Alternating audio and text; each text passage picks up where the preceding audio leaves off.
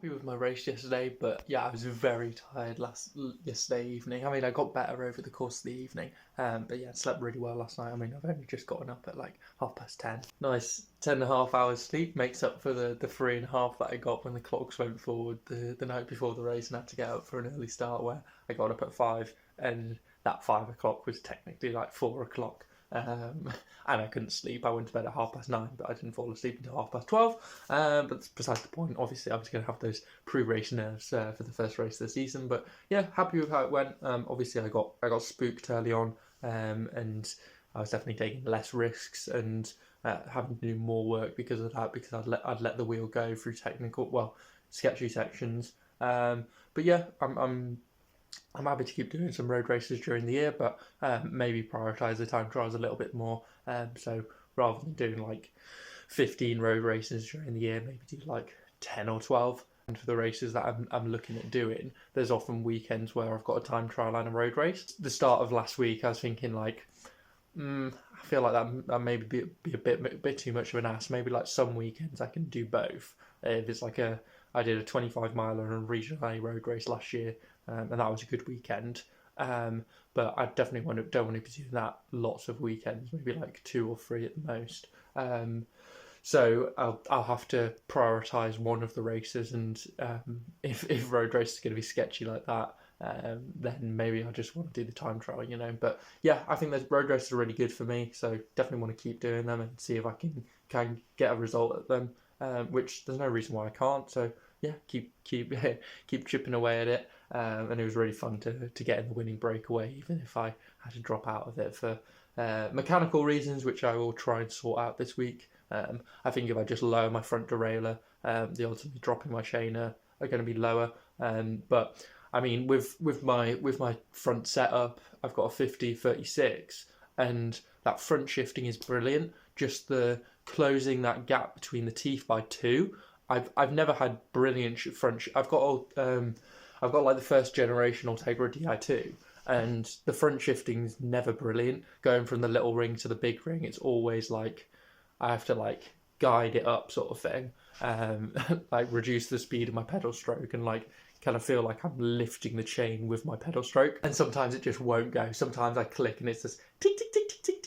Haven't tried like a Dura-Race chain on it. Maybe a Dura-Race chain would do the trick. But with this smaller gap of 14 teeth rather than 16 teeth, the front shifting and the front shifting up and down is both super snappy. But I think I just need to move that derailleur a bit lower because it's the 50 tooth. So there's less of a gap. You're gonna get that chain slap going over rough sections like that. If you're in your max gear, so for me it was the 50-11, you're always gonna get a load of chain slap. So it's not too surprising that the chain came off, and like after it came off the second time, I'm like, any time I went through that section, I'd just like shift down to a bigger gear, an easier gear at the back, so my chain line was a bit better. And then I was able to accommodate the chain slap so that my chain wouldn't come off again. But yeah, I can still make it less likely to come off, But then maybe don't want to make it too low because otherwise it's more like it'll be impossible to get back on if it does come off. So yeah, going to be taking it nice and easy today. I mean, I was thinking about what I want to do today. I'm like, I knew I'm just gonna have a training day session tomorrow, rest day. But I was thinking, okay, what sort of training do I even want to do today? I definitely want to take it easy, so I've got planned zone 2 and a gym, and I was thinking maybe I just want to do the gym and then do my session tomorrow, then have a rest day. But I think I'm going to get out for just like an hour spin, like somewhere between recovery and zone 2 essentially. So very easy spin just to see how my legs are feeling, how the heart rate is. And then do my gym session, and that'll be a nice easy day. Then I'll have a hard day tomorrow and then a rest day. And then 2 days on, open a ride, so nice easy 1 hour ride, and then I've got another road race on the Sunday, this Sunday, Danum Trophy. So I think that should work well. It's another nice and steady week. It'll be like last week was around 14 hours. It'll be about the same next week, depending on how the road race goes. I think that's a good volume to be at. I don't want to be pushing it more. I want to be around that 13 to 15 hour per week, just because of the increase in intensity. I've got this. So I've got a similar sort of week like that, a similar week to last week, this week, a similar week the week after, and then the week after that I'm definitely going to ease off the gas, even though it's like 15 hours. That's not crazy, but with the intensity, it's still like pushing close to it. Not 1,000 TSS, but like 900 odd TSS. Basically a recovery spin today in gym. I think that'll be good for me. Oh my god, so after my first road race in 2024, that was the divs, the regional championships, and that was like the start of June. I was thinking, I know that I overcooked it and got in a state of overtraining like 2 weeks after that event, and I'm like, okay, we'll have a look back, see what I did there. So last year I was doing 6 days on, 1 day off. I was just taking the day off the day before the race. And I did the race. It was a hard day. I got dropped, but it was a hard day out. And then what did I do the next day? Next day I did 4 hours with 1 hour of that being heat. Okay, big day. Next day, 3 hours total with a race. Okay, the day after that, I had a TT threshold session and then a chain gang. Tom, in hindsight, is so bloody obvious. Like, what was I thinking? Like, that is just way too much stimulus. And then the day after that, I was like, I think I'm overtrained. My heart rate's really low. It's like, bro, no shit. Like, you just did your first road race, and then you just decide to smash it the week afterwards. And I got like some sort. I feel like it was like heat-related illness as well. But yeah, it was really weird. So. Definitely don't want to repeat that mistake. That was bloody stupid, wasn't it? Definitely want to take today easy. And then I have got intensity this week, but I've got an additional rest day as well. So Danum's race is going to be hard as well. My readiness score is 9, so I think I should go smash an 8-hour ride with 2 hours of threshold efforts, like 4 by 30 minutes of threshold with 2 minutes rest in between, something like that. Out for that 1 hour steady ride in the nice sunshine, yeah. Then get back, do my gym session. Definitely the right call rather than smashing 4 hours with 1 hour of heat. Silly Tom from last year. Not even last year, like 9 months ago.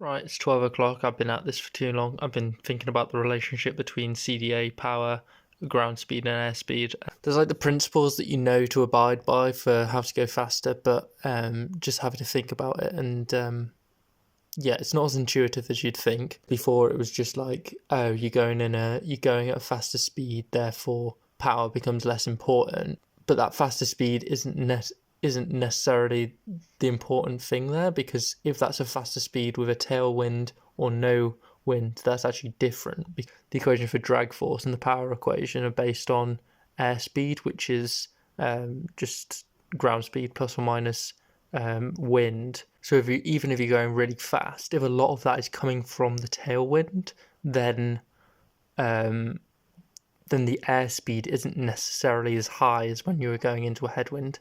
So yeah, it gets quite complicated. And I'm not entirely sure about some of the things, but continue doing a little bit of research and try and wrap my head around it, basically.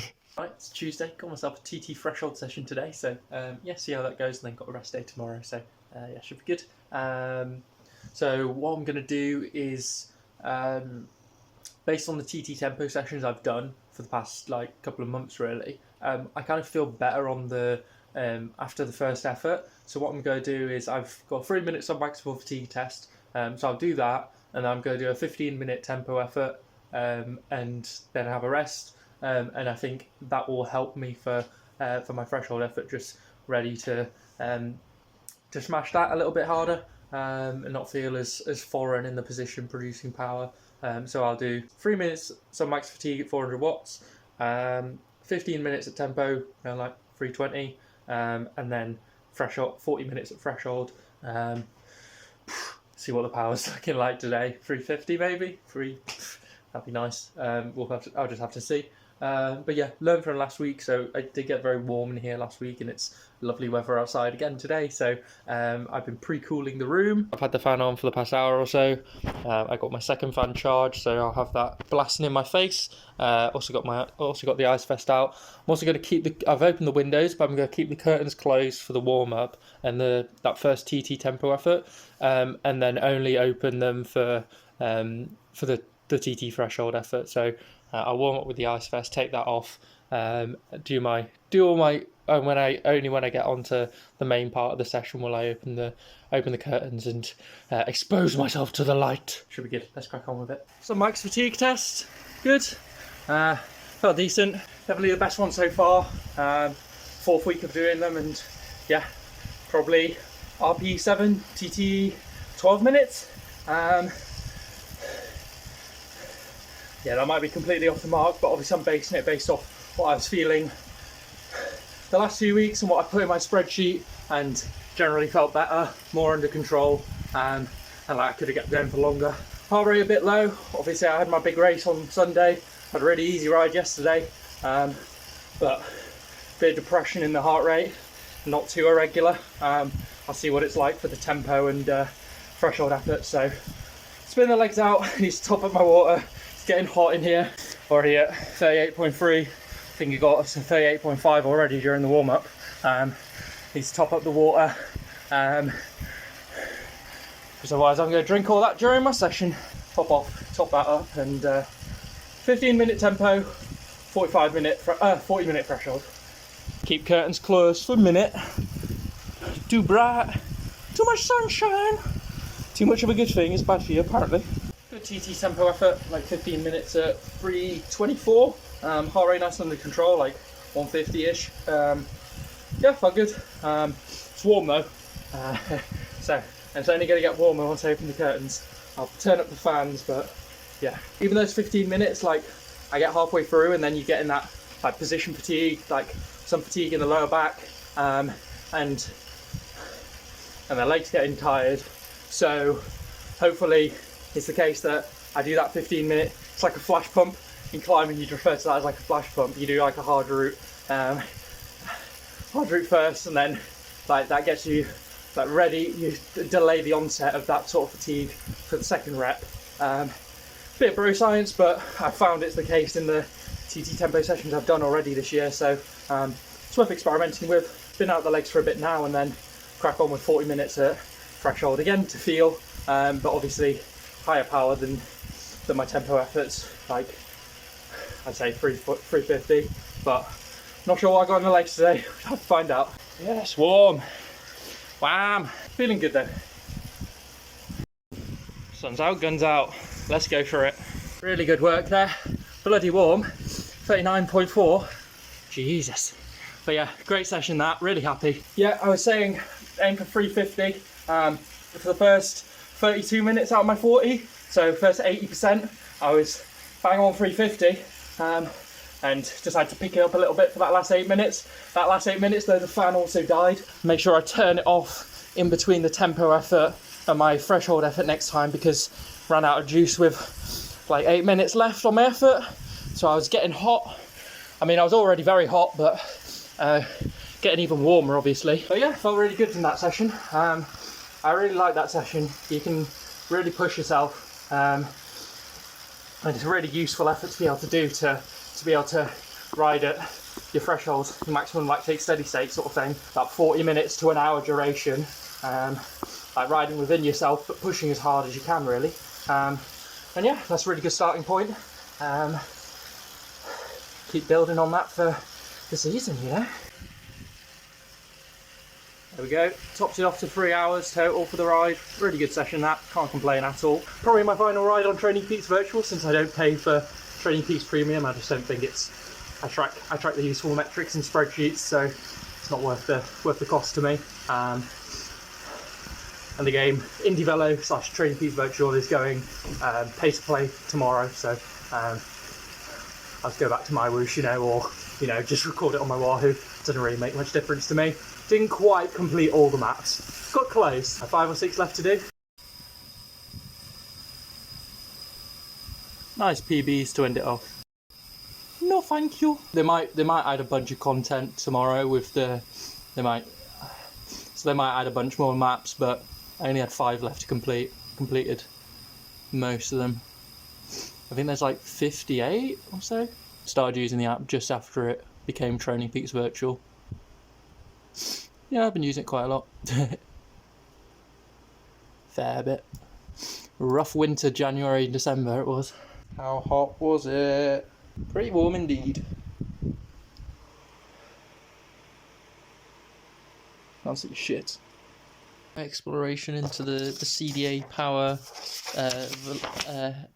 airspeed relationship continues. And yeah, I've seen some surprising results where in a realistic domain of like the sort of powers that you'd be producing, like plus or minus so like powers of plus or minus 25%, CDAs of plus or minus 15%. The relationship between both power and CDA, well, between power and airspeed and CDA and airspeed, they're both relatively linear. So it's this graph and this graph. That's for plus or minus 25% power. That's for plus or minus 15% CDA. And they've got some curvature to them, but they're both surprisingly linear, which is very interesting actually. TLDR is to go fast on the bike, you need to be aero and you need to pedal hard. That's crazy, bro. Yesterday I also figured out that you need to pedal when you go uphill, and then when you go downhill you don't need to pedal. It sounds silly, but just checking it out with the maths of just the CDA equation about how that makes sense, that that's the optimal strategy basically. But it isn't just the case where you're going faster, CDA matters more, you're going slower, power matters more, as they're within normal range, they're both pretty linear, so the effect of both is pretty similar. You want to get yourself set up in a really good aero position, so your CDA is probably not going to change that much. So what we only really have control over is the power, not just like you're going to suffer from not being aero. Putting down more power does make you go faster. Not the case that CDA is significantly more important in the ranges we're looking at for realistic changes. The influence of power is really high. Well, just as high as CDA as the influence we can have on our CDA, which is good to know. So if you train hard, you can go fast. You don't have to just be a small, slippery aero boy. More thinking about aero and thinking about how pacing interacts with it. And it's kind of a similar relationship where on an out and back TT, if you're going slower into one section, so you're going, let's say, 10 kilometers an hour slower, and then on the return leg, you go 10 kilometers an hour faster, you're going to lose more time into the slower section because you're spending more time riding. Therefore, it's kind of understood that you want to try and bridge that gap to make the speeds closer to being even. However, looking at the range of speeds that we operate, even though this relationship's true, and like at higher speeds, you're getting less bang for your buck because you're spending less time on that leg for relevant speeds. So this graph on the right is modeled for 40 to 68 kilometers an hour, and if you look in the more central region, like, so the speeds that I'm more interested in, like the 48 to 60 kilometers an hour, it's quite a linear relationship. Yes, going a bit harder into the slower section, you have the potential to make up a little bit more time, but it's pretty negligible. It probably makes sense to go with an ISO pacing strategy where you're just doing even power into the headwind, into the tailwind. You're not gaining that much more by going harder into the hard section. You actually like gain most of it. You're not gaining all of it back, but you're gaining most of it back. And in terms of pacing strategy, it's a lot simpler. You're less likely to blow up. So yeah, interesting stuff, because it's similar to the relation. It's like a reciprocal relationship. It's similar to the relationship between CDA and airspeed. But for the domain that we're kind of operating in, the speeds that we race at, it's the relationship is quite linear, which is quite interesting, because it's just like you just think, oh yeah, high speeds, but it's understanding what high speeds is. Cause up till midnight for the third night in the road, looking at my spreadsheets and looking at how CDA and power influence speed and also actual time trial performance, because speed is not directly proportional to how fast you actually go, because obviously it's a reciprocal relationship. Time's going to get smaller and smaller and smaller and smaller, but no matter how fast you go, that time's never going to reach zero. Got a session tomorrow, but yeah, brain gains clearly more important than any gains I can make out on the road with fitness in my legs. Basically, ISO pacing strategy, pretty good. So just like same power out and back is pretty good. And if you are, it's only in the extremes where you'd want to do a negative or a positive split. Like only if it's like really strong wind, you wanting to go a bit harder into the headwind. And when you are doing that, power is not the priority. Aero is actually the priority, because airspeed is highest. But you want to do power because you want to produce more power to reduce the time you are spending in that headwind, because that takes up more of the time of your elapsed time. But ultimately, you're in the due to being in the high airspeed region, you're in the low CDA domain rather than the high power domain, which is when you're going slower or slow airspeed. Hey guys, it's Thursday, on the bike for a session today, and it's going to be a fun one. I say fun because I haven't done a session like this in probably 3.5 years. That's when I started riding a bike again. Started riding bikes sort of seriously as cross training late summer of 2021. So the session today is like VO2 max, or more like anaerobic hill repeats. So you're going to be doing reps of rope hill. It's like a minute and a bit long climb. Probably aim to do them at 600 watts. Aim to do 6 to 8. See how they go. We have a simulation of Saltburn Bank for East Cleveland Classic in a week and a half's time. So yeah, finished my warm up now. Done 8 sprints, and also applying the aerodynamics that I've been thinking about. In which speed domains aerodynamics or power matters more. So I was doing a mix of standing sprints where aero doesn't matter as much, in those being low airspeed conditions, and also seated sprints in high airspeed conditions when you got a headwind, where aerodynamics matters more. So it's interesting. I heard Lanterne Rouge the other day talk about how Van der Poel's really good in a slow start sprint, and the reason why that is going to be because his CDA when he's out the saddle sprinting isn't very good. However, at low starting speed, your airspeed is going to be low, therefore your aerodynamics don't matter as much and power matters more. It also depends on the discrepancy between your seated and standing power and how aerodynamic your seated and standing position are. Because if you're someone like Caleb Ewan and your out the saddle sprinting position looks quite aerodynamic, if it's the case that your out the saddle sprinting position is aerodynamic and you can produce a fair bit more watts, then in most conditions it's going to be optimal to do the out the saddle sprint.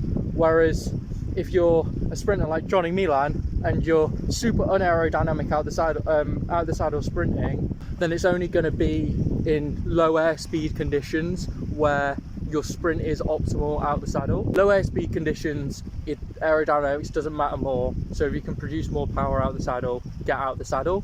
But if you're in a high airspeed condition, so headwind, fast downhill headwind, getting aero, if your seated sprinting position is significantly more aerodynamic, then that's going to be the way to go. So for my different sprints, I'm like, okay, I'm approaching the section where I know I want to sprint. and it's like, okay, what sort of sprint is this? Is it downhill or uphill?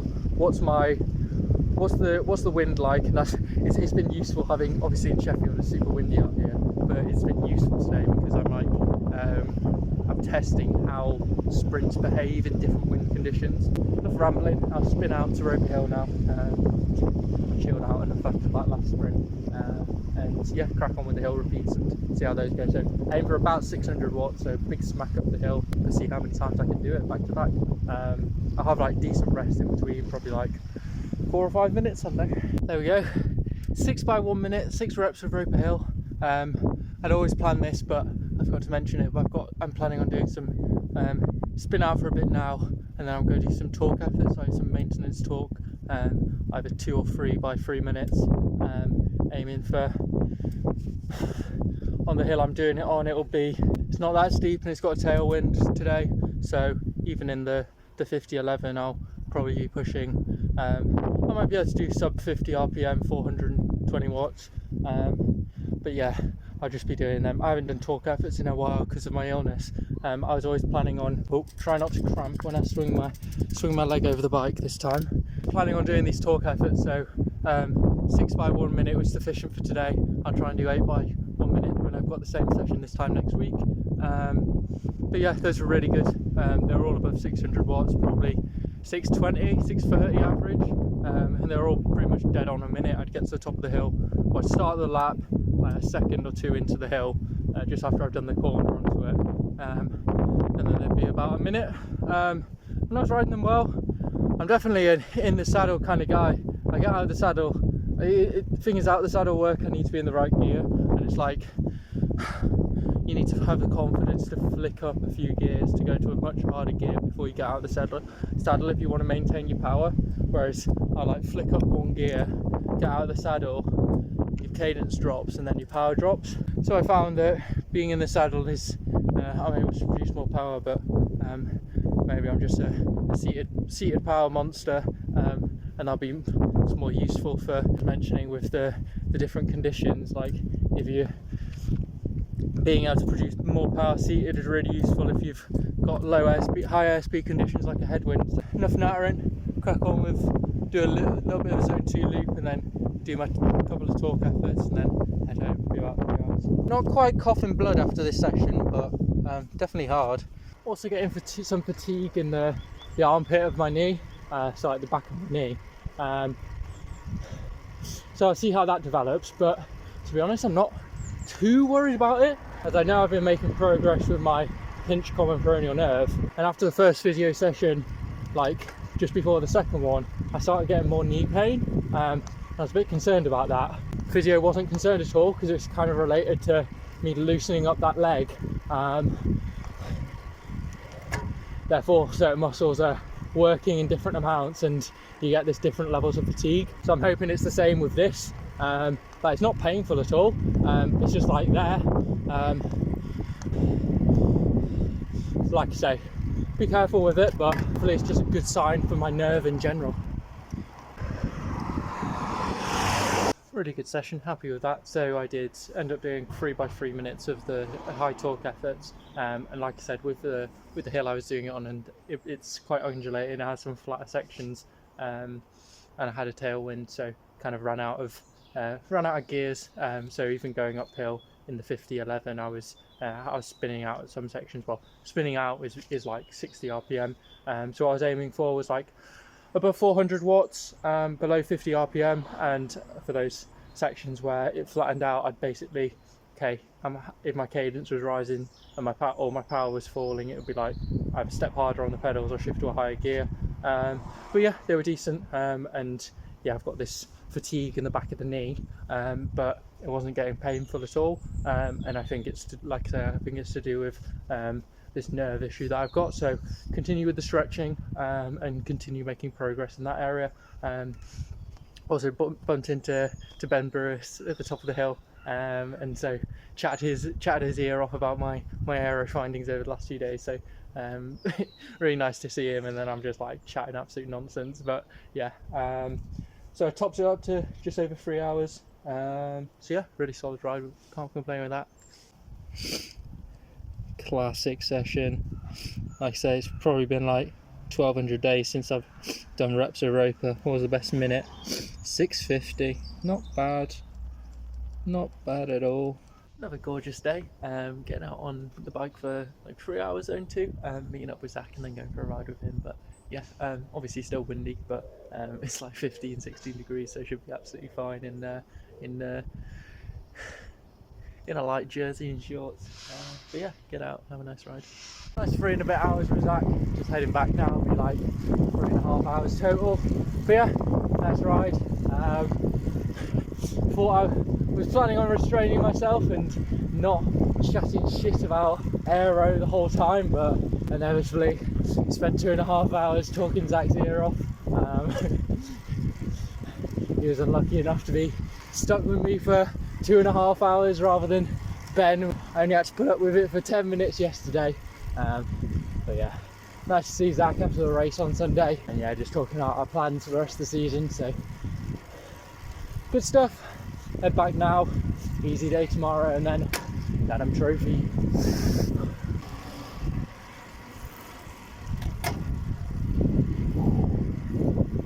Another lovely day. Did get sun cream dripped in my eye by the end. And mega windy, but all good. Hey guys, it's Saturday. Just getting out for a 1 hour recovery spin, so probably low zone 2, zone 1 sort of thing, around 200 watts, a little bit over 200 watts on the hills rather than straight up soft pedaling. But yeah, just getting out, spinning the legs out. Not going to do any sprints or anything. Feeling a bit tired, to be honest, so just get the legs moving. I've got Danum trophy tomorrow. I mean, I generally feel really good. Just a bit tired yesterday after. Was tired after yesterday's ride. It wasn't a crazy ride. I mean, it was 3.5 hours, but it was a bit lower power than normal. But yeah, I did have a solid session the day before with the reps of Europa Hill, so maybe that's what did me in. A little bit more tired than I'd expect, so yeah, just an easy spin, and yeah, should be good for tomorrow. Lovely day. It's meant to be good tomorrow too. Right, it's another early start, this time for Danum trophy. Yeah, feeling excited. Just before 6:30 now. It's a lot more local to me, Doncaster, so aim to leave at like quarter to 8, get there for 8:30, and then briefing is at 10 to 10, so should have time to get a lap of the course in to warm up.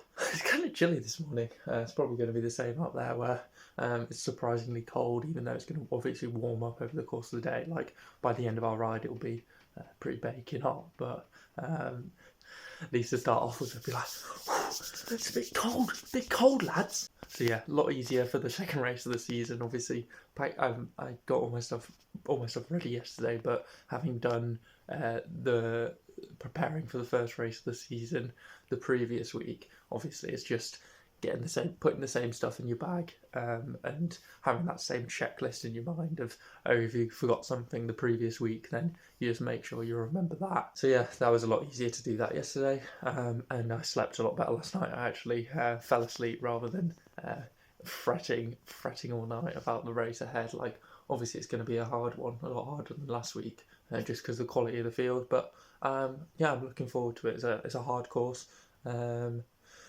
And yeah, I'm not sure I'll be able to take Julian Ramsbottom's advice and split it in the crosswinds. But there is having had a look at the course, like a moderate westerly breeze. So you get to the far east corner of the map, and then you've got this long westerly section. If you're getting it from the right, you can put it in the left gutter, and people aren't going to be protected on the right hand side. Which is what you can do in the UK road racing if you can't really do it on the other side, because people are just going to flaunt the rules and go the other side of the white line. But I doubt I'll be, like I say, I won't be actively trying to split it in the crosswind myself. But I need to be aware of the fact that there'll be strong riders that are probably going to do that themselves. So I need to be aware of that and hopefully make the split. That's the main reason I need to be aware of the crosswind situation for today, not because I want to do any damage myself. I just want to survive. I just want to get round. Yeah, getting round on a day like today would be really good. Ideally top 20, get a point on the board. But yeah, it's going to be hard racing, but looking forward to it. Told you it was cold. Fucking hell, 3 degrees. Hopefully it warms up a little bit. Time to get cracking, boys. Right then, we've arrived. It's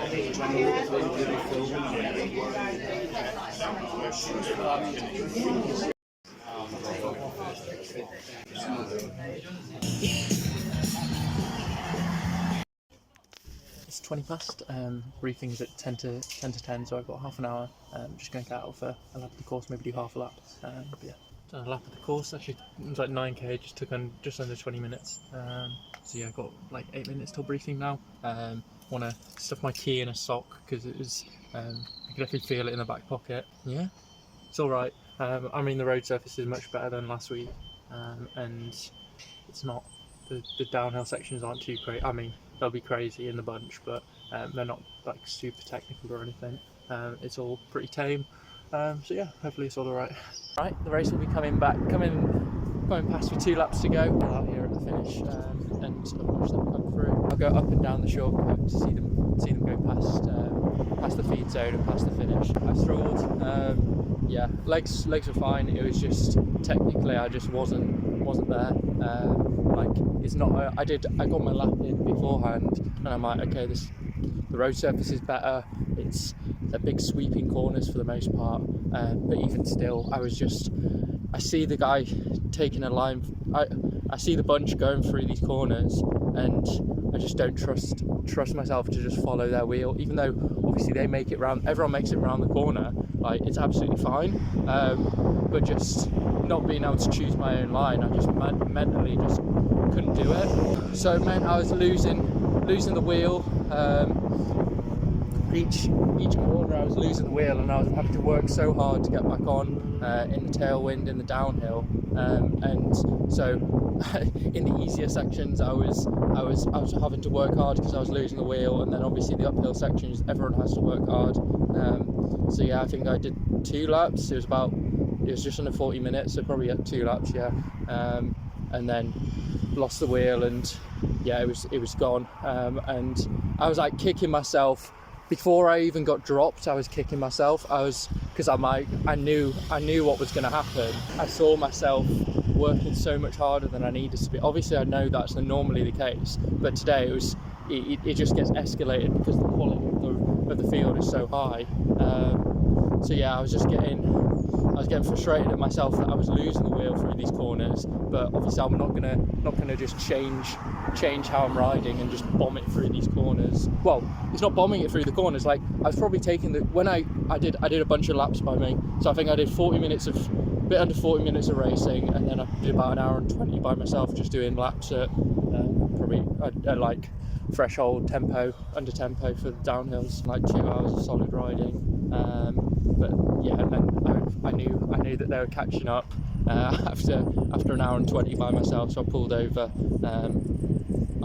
and watched them come and came past a few minutes later. And I was like, oh, might as well go back to the phone, go back to the car and get my phone, and then I can film the finish. I'll film them coming past the start finish here, head down that road to cuts halfway between the circuits, so go down to the feed zone, cheer them on, come back to here for the finish. And I don't know, it's just a mental block that I just need to hold the wheel through those corners, even though I can't see my own line. I did find sometimes I can like come off the back a little bit, so then I can choose my own line through the corner and maintain more speed, because it's the fact that I lose. I'm not sure when to brake with the people around me. A sweeping left followed by a sweeping right, and when I'm doing those by myself, I'm not on the brakes doing 65k an hour, and that's what the bunches do. That's exactly what the bunch is doing. They're not going any faster than that, but the fact that I can't see my own line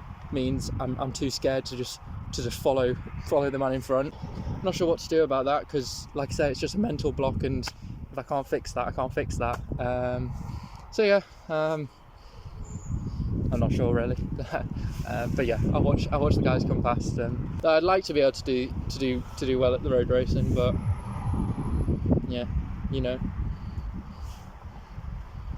or just swing on the back and work harder than the guy on the front, and then get a really good training stimulus, even though I'll never win. I'll never be up there to win one of these unless the course is hard. I realised, so the race that I did best at last year was last road race of the season. and it wasn't to do with how I rode at all. It was literally just the course. It was literally just the fact that the course was hard. Like, it was up a hill, down a hill, and so it just meant it was decisive enough that I made the front group. When it's not, well, when it's like this where it's hard but the quality of the field is really good, then that's just not going to happen, and I get punished for my lack of skills. So yeah, I'll watch them come past now and yeah, shut the fuck up. Lovely day for a ride, and I got some good training in regardless, so it's okay.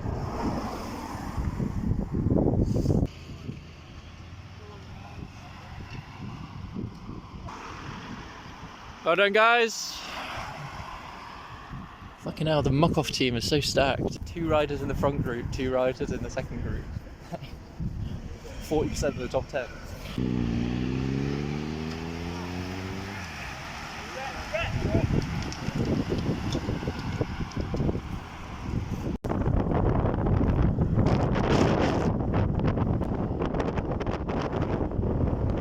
Well done.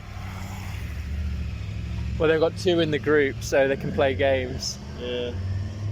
Well, it's team sport. Well done, Alex. Well done, guys. Well done, Andy.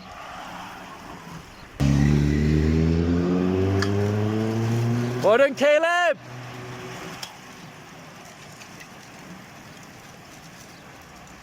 And we go back up the hill to the finish.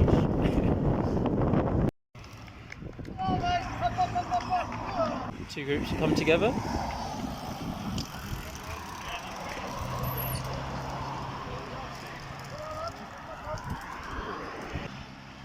McKay on the front.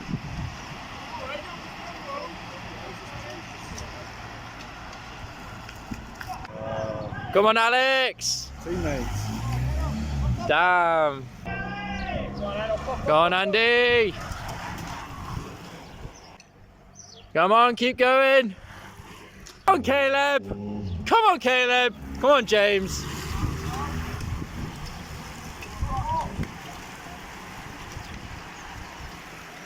He's fine. Hey up, mate. Nah, mate. Keep riding. Is that Alex?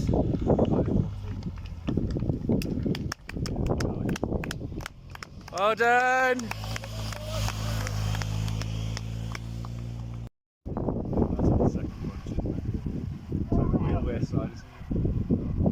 Muck off again?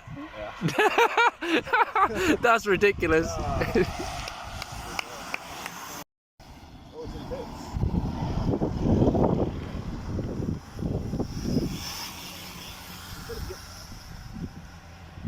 Good job, Caleb.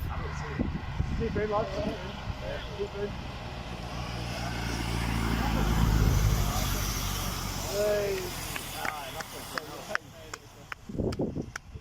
It's quite nice just spectating, to be honest. Certainly a lot less stressful. Yeah, it was nice to know that if you drop out of a race like that, then it's quite nice to just mince around with the rest of the people who are going back and forth to spectate. Today was like a perfect course to like go back and forth between the 2 spots, but you can normally, worst case scenario, you just wait in one spot and watch the race come past. But yeah, it's good fun.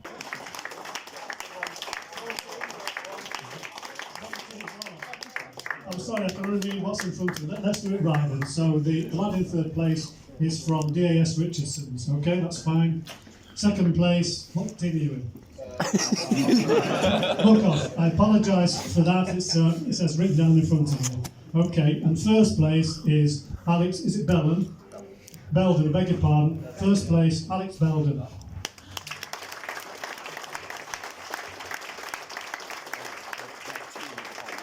Oh, it was ridiculous. Like, Alex, you've got the jersey and also the fantastic bike box for keeping your bike secure and safe. So, well done, everybody. Can you stand behind the box? You want to get in the box? Or stand on it? lift the box above your head. And today as well. Thank you. Big smile.